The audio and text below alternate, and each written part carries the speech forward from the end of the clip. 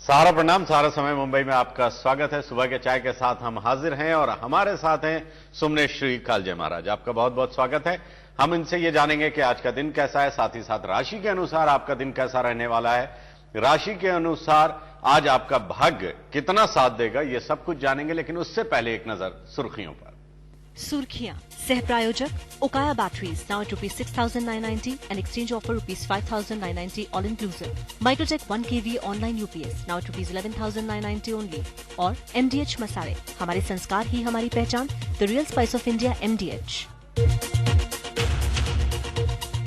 शपथ के बाद सरकार ने किया मंत्रालयों का भी बंटवारा। शिंदे, जयपाल रेड्डी और देवरा को मिले पुराने मंत्रालय। राजनीतिक पेचीदगियों और सरकारी सुस्ती को झेलते बांद्रा वर्ली सीलिंग प्रोजेक्ट में हो रही है देरी।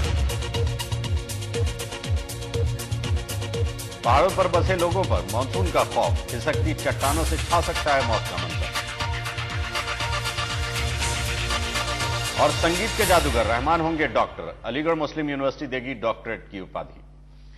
हमारे साथ हैं सुमनेश्वरी कालजे महाराज। आज शुक्रवार है और शुक्रवार के दिन के बारे में सबसे पहले तो ये बताइए कि आज का दिन ओवरऑल कैसा है सब? ओवरऑल दिन इसलिए अच्छा है कि आज जो नक्षत्र पड़ा है सो पुष्प है। अच्छा, पुष्प नक्षत्र है। पुष्प नक्षत्र है तो पुष्प नक्षत्र, ये जो 27+1 नक्षत्र होते हैं उसमें पुष्प नक्षत्र जो है सबसे सर्वश्रेष्ठ है। अच्छा, सर्वश्रेष्ठ जो है वो पुष्प नक्षत्र है। जब पुष्प नक्षत्र गुरुवार को आता है तो गुरु पुष्प योग बोलते हैं, रविवार को आता है तो रवि पुष्प योग बोलते हैं। इस समय जो कहते हैं, मतलब यह हुआ कि पुष्प नक्षत्र के लिए शुक्र और रवि सबसे बेहतर माना गया। नहीं, शुक्र नहीं, शुक्र भी हर बेहतर तो हर दिन है। हाँ। जिस दिन भी पुष्प नक्षत्र आएगा तो बेहतर है। हाँ। लेकिन जो महीने में करीब 2.5 दिन जो पुष्प नक्षत्र रहते हैं कर्क राशि में। हाँ। कर्क राशि, पुष्प नक्षत्र होने का मतलब राशि चंद्रमा रहेंगे कर्क में। अच्छा, पुष्प नक्षत्र का मतलब ये हुआ कि चंद्रमा रहेंगे कर्क में। जिनका चंद्रमा जब कर्क में आते हैं तो वो पुष्प नक्षत्र। चंद्रमा जब पुष्प नक्षत्र में आते हैं तो कर्क राशि बनता है, तो चंद्रमा कर्क में आते हैं। अच्छा, ऐसा ठीक है। नक्षत्र ही हमारे लिए सबसे इंपॉर्टेंट है। तो आज पुष्प नक्षत्र है तो चंद्रमा कर्क राशि में है। और कर्क राशि में जिनका भी जन्म कर्क राशि या कर्क लगन होता है वो सबसे अच्छी राशि इस पुष्प नक्षत्र के कारण माने जाते हैं। अच्छा, ये हमारे जो ये पंडित जवाहरलाल नेहरू पंडित घराने में पुष्प नक्षत्र और कर्क राशि कर्क लगन का ही एक परंपरा चला रहा है। अधिकतम उनके यहाँ ये सभी, राहुल गांधी के साथ भी ऐसा ही है। सबके साथ ऐसा ही है। कर्क राशि जो है, कर्क लगन सबके साथ जो है उनका जुड़ा हुआ रहता है। चलिए, यहां पे एक चीज जानने वाली ये है कि आखिर ये नक्षत्र होता क्या है। मेरे ख्याल से ज्यादातर लोगों को तो पता ही होगा, लेकिन जिन लोगों को नहीं मालूम है, क्योंकि जब कुंडली बनती है तो उसमें सबसे पहले तो देखा जाता है लग्न। कुंडली से जो है वो लग्न का पता चलता है, आपके राशि का पता चलता है और साथ ही साथ नक्षत्र का भी पता चलता है। और नक्षत्र जो है ये काफी महत्वपूर्ण है, काफी महत्वपूर्ण है, क्योंकि आपके जितने भी जीवन में बदलाव हैं या जो भी आपके अचीवमेंट हैं या जिस तरह से आप आगे बढ़ रहे हैं या परेशानी में हैं, नक्षत्र का भी बहुत इंपॉर्टेंट रोल है उसमें। हाँ, एकदम। ग्रहों के साथ साथ नक्षत्र भी है। जी, नक्षत्र भी। और जो कौन से राशि बनेगी, अच्छा, ये नक्षत्र डिसाइड करते हैं। राशि कौन सी बनेगी नक्षत्र डिसाइड करता है। लग्न क्या होगा ये ग्रह डिसाइड करता है। लग्न भी, हाँ, लग्न क्या होगा ग्रह के। उस समय जो 24 घंटा में हमारे जो हर लगभग 2 घंटे का एक 2 घंटे का जो काल होता है, हर मुहूर्त जो होते हैं हर ग्रह का होते हैं कि अभी जो है ये मेष राशि का है, वृषभ राशि का है, ये 24 घंटा में वो बदलते रहते हैं, उसी अनुसार लगन बनते हैं। अच्छा, तो उस अनुसार बनता है।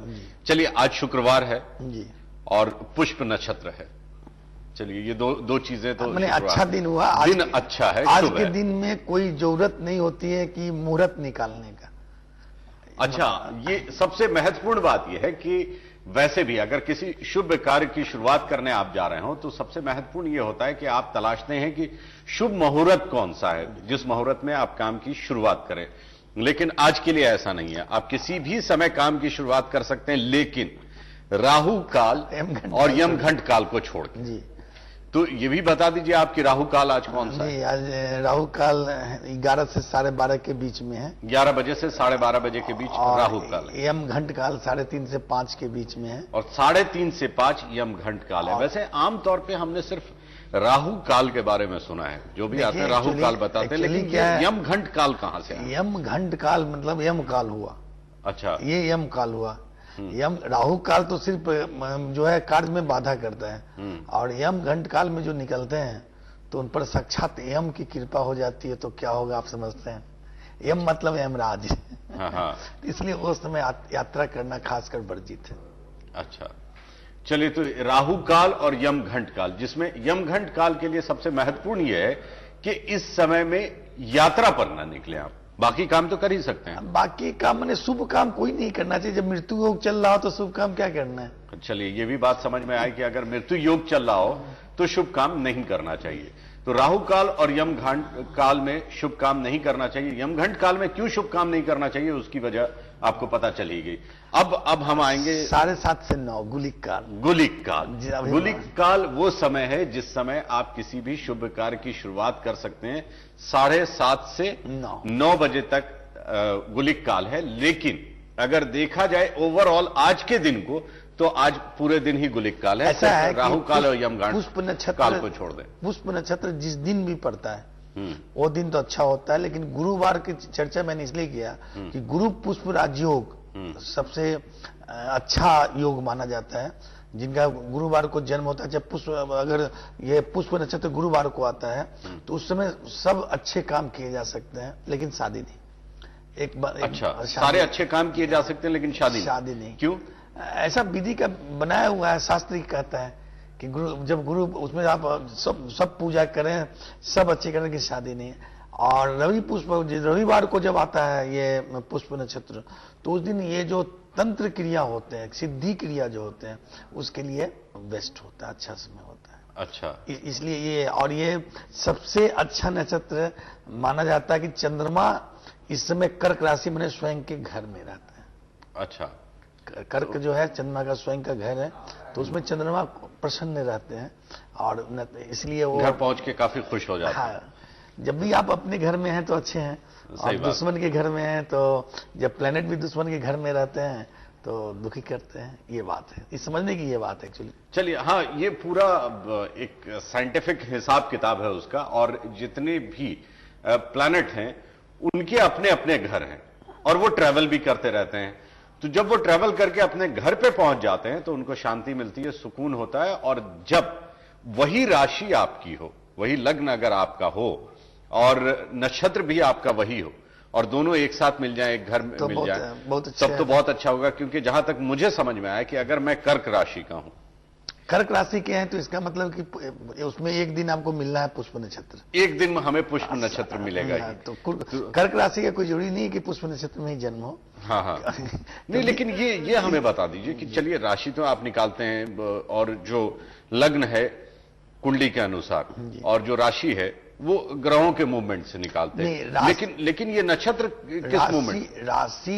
राशि जो है ग्रह के मूवमेंट से नहीं बनते हैं, तो नक्षत्र से बनते हैं।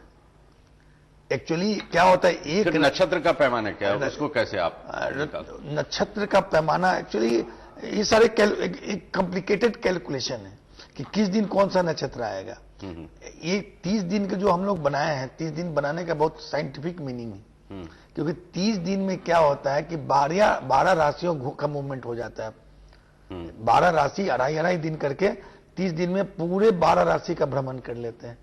अब राशि 12 बनाया हुआ, एक्चुअली इसको और समझने के लिए ऐसा है कि हमने स्पेस को 12 भाग में बांट दिया है। अच्छा, ये इसको समझने के लिए स्पेस को 12 भाग में बांट दिया है, और हर राशि को उसको समझाने के लिए एक नाम दे दिया है। जैसे आपके पास 12 आदमी हो, 12 आदमी, तो आप उसको कैसे पहचानेंगे? नाम देंगे ना, सबके अपने अपने नाम होंगे, नाम होंगे, और नाम जो दिया जाता है उनके कैरेक्टर के अनुसार दिया जाता है। नाम है, जैसे बहुत कोई उग्र है तो आप कोई उग्र नाम दे देते हैं। लेकिन यहाँ पे उल्टा है ना, लोगों के बारे में कहते हैं कि इसका नाम ऐसा रखो ताकि उसके अंदर वो असर आए। उसके असर को देखते हुए, उसके कैरेक्टर को देखते हुए उसका नाम नहीं रखा जाता। बल्कि नाम ऐसा रखा जाए, नाम रखना क्योंकि यहां पे हम बता दें आपको कि अक्सर व बेशतर जब बच्चे का जन्म होता है तो उसकी कुंडली बनवाई जाती है और कुंडली बनवाने के